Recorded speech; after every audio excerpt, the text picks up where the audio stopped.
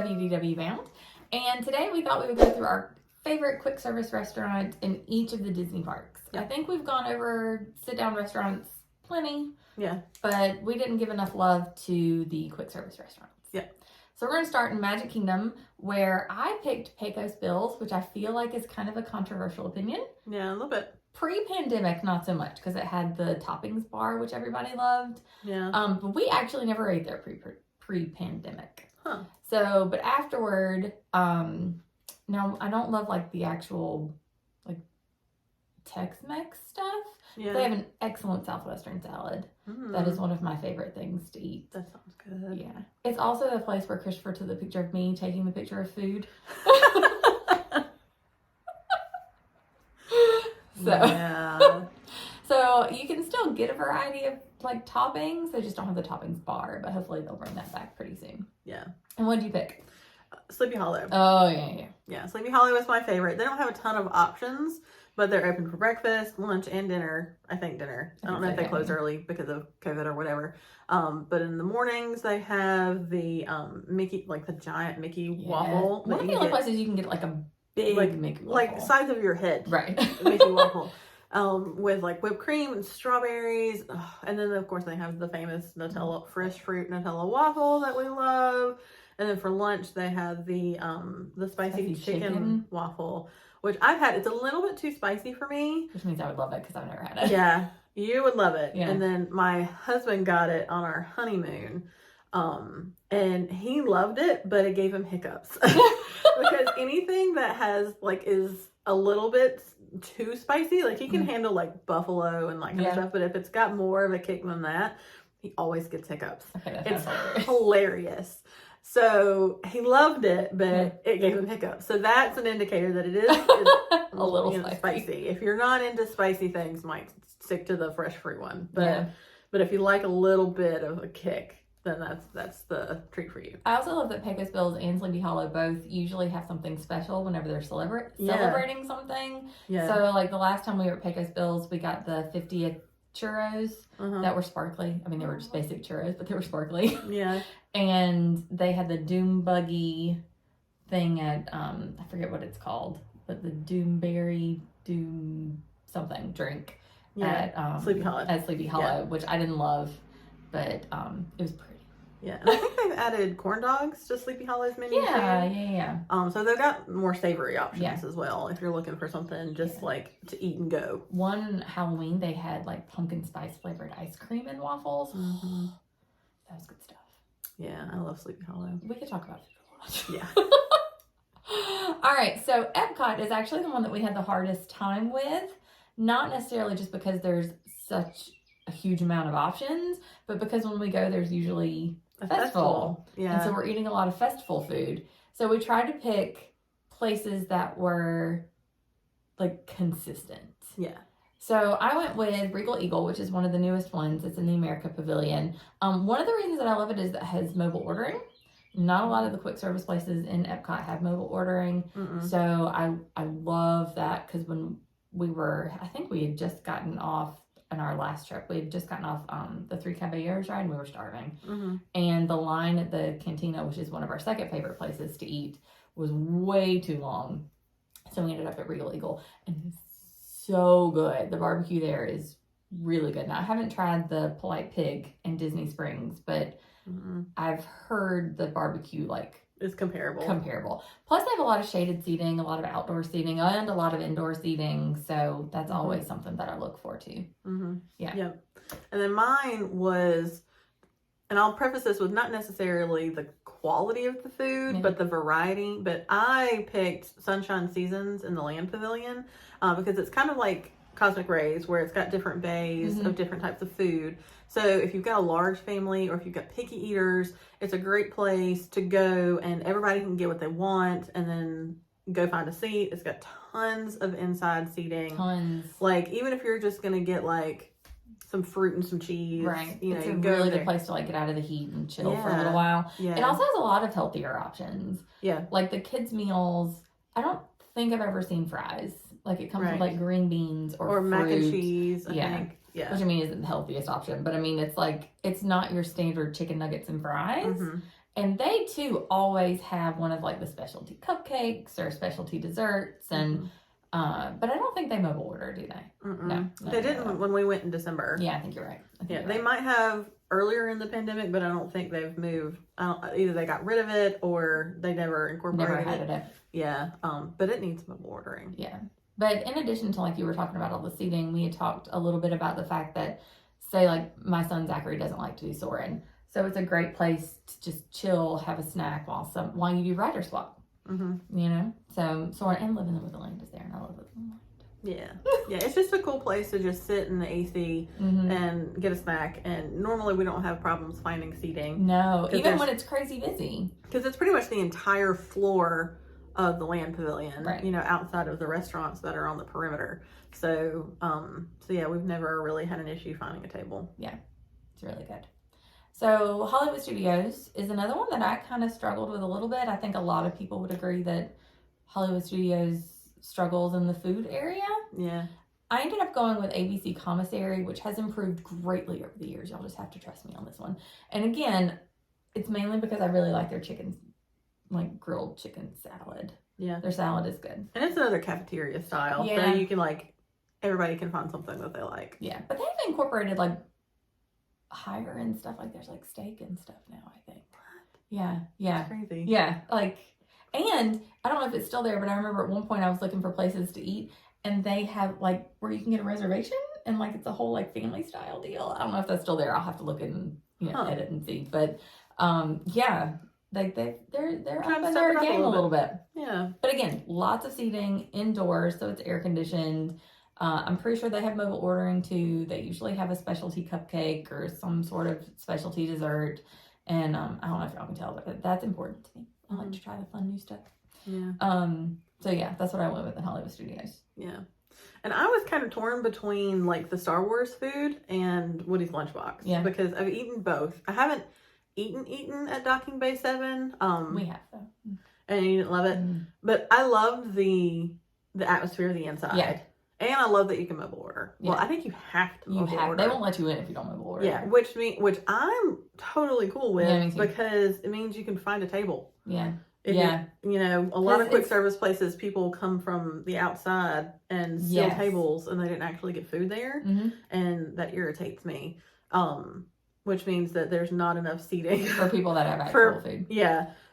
So that's what I like about them. Yeah. And then we learned on our last trip, and I don't know if this is temporary or, because we went in off season, but Ronto Roasters is our favorite in Star Wars because we love the Ronto wrap.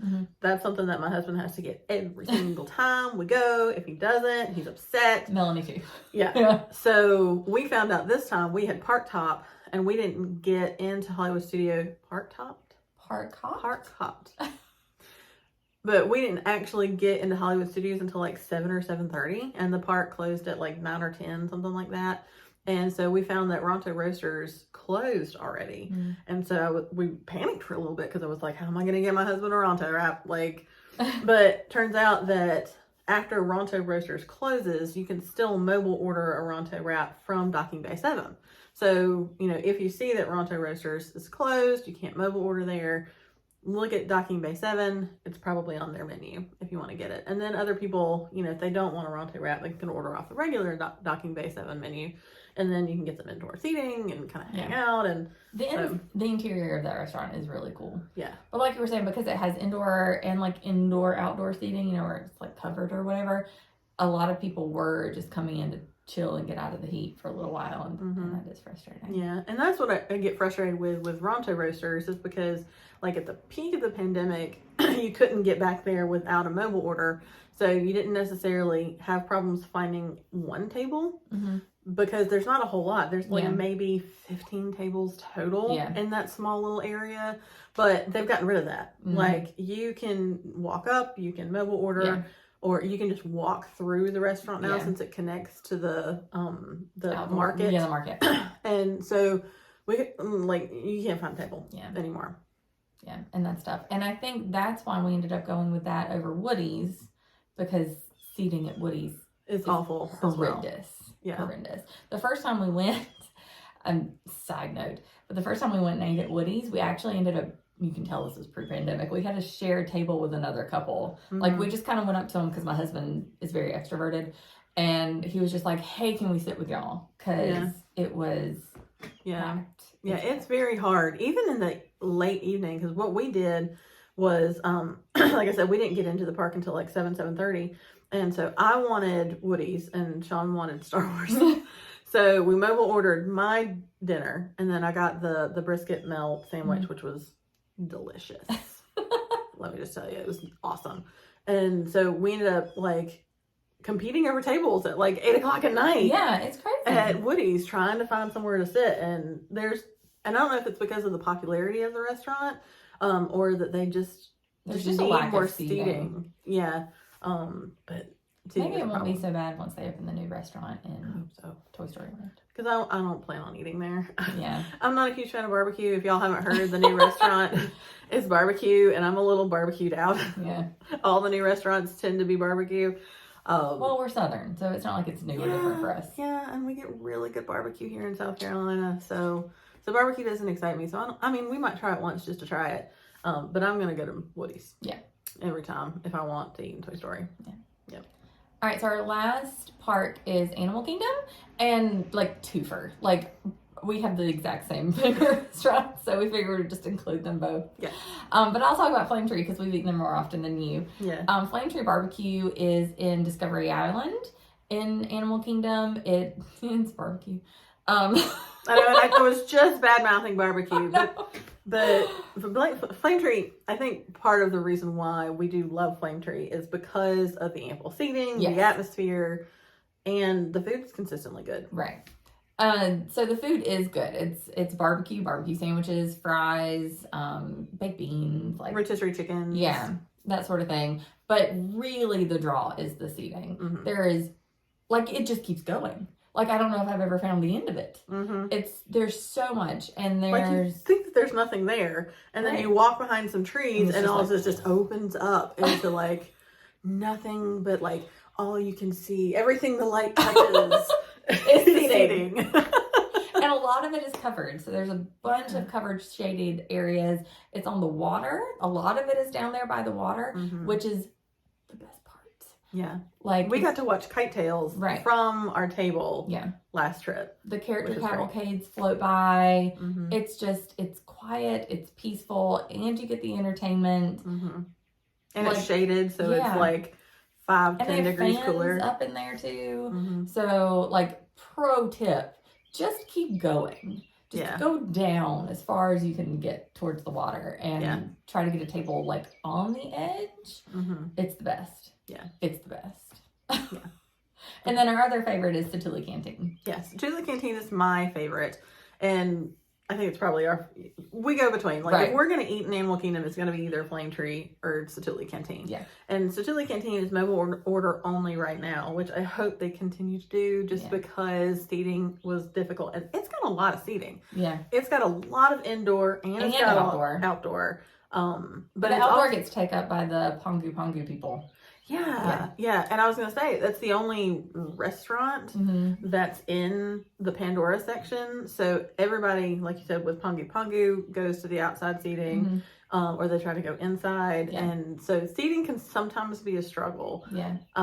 But we love it because, like, you can eat bad, you can eat good.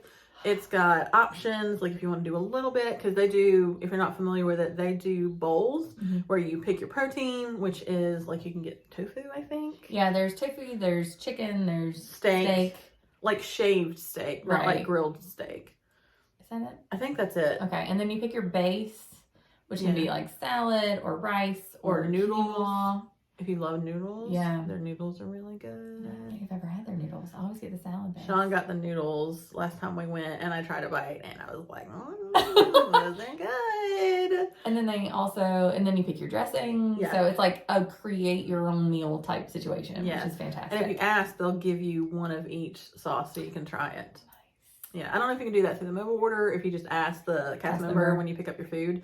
But yeah, so and they've got 3 different, there's like a green one, which is like an herb based, and then there's I don't know what but it's like a cream sauce, but like it's kind of like ranch, but not really. Yeah. And then there's like a vinaigrette that's really good too. Yeah, they're all really good. And then of course, like she was saying, there are other options. You can also get the cheeseburger pods, which are like probably what it's even more famous for than the bowls, which apparently taste like a McDonald's. And I've eaten them, but I've never really thought of it this way. But it's like a McDonald's cheeseburger ground up into a bao bun. Yeah. And they are really good. They are really good. Yeah. And that's something that everybody can eat because it looks different, but once you eat it, it's just ground beef, with mustard and cheese and a little bit of ketchup inside of a little soft little bun. So it's really good. Yeah, it is really good. Yeah. So those are our favorite quick services in each of the Disney parks. Let us know what you like down below. Please like and subscribe if you haven't already, and we will see y'all next time. Bye.